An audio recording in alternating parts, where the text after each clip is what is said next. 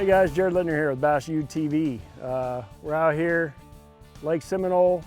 The weather's warming up. It's actually 62, 63 degree water temp, so a big jump in water temperature. The trap bite, I'm sure, was outstanding here, you know, a couple of weeks ago or a week ago when he had that cold water. But I want to share with you guys a little demonstration about how I fish a TN70. It's a Jackal bait. It's got a tungsten lip right here. It is my favorite lipless crankbait. I've won a lot of money on it. Caught them from coast to coast. Caught them from Florida, all the way up to New York, all the way to California, everywhere in between. Fishing grass, wood, docks, rocks. 1 foot to 38 foot, I think, is the deepest I've ever caught one on the TN70. The reason I like that tungsten lip is it's all about the fall. So a lot of times, you know, here at Seminole, we're fishing hydrilla. And when you're fishing it, you want to make contact with that grass. And I feel like this TN70, the way it falls, once you hit grass, it's going to shimmy down. So it's still going to have action when it nose down. And then when you rip it back up, it's coming back down just like that. And there's a wide variety of how to fish the bait, and I want to demonstrate a little bit of that for you. There's two sizes of the TN70, a 60. It's going to run a little shallower. It's a little bit smaller profile than the 70.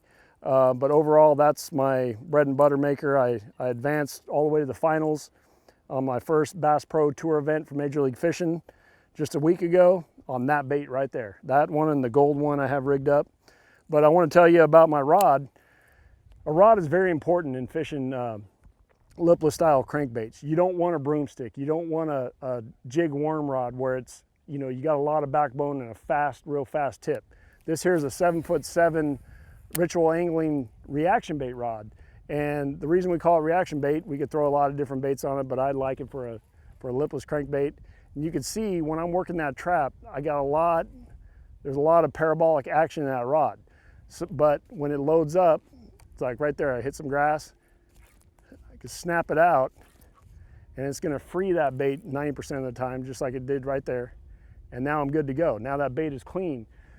So you want a rod that has a slow, moderate action, good parabolic bend, but it has some backbone to free itself. And then when you're fighting the fish, you want that forgiveness in the rod with these treble hooks.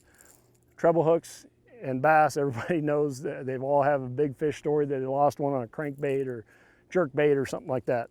One thing I do that gives me an advantage to land some of those fish is I always change my hooks out. The Jackals come with super sharp hooks, but I'm a trocar guy.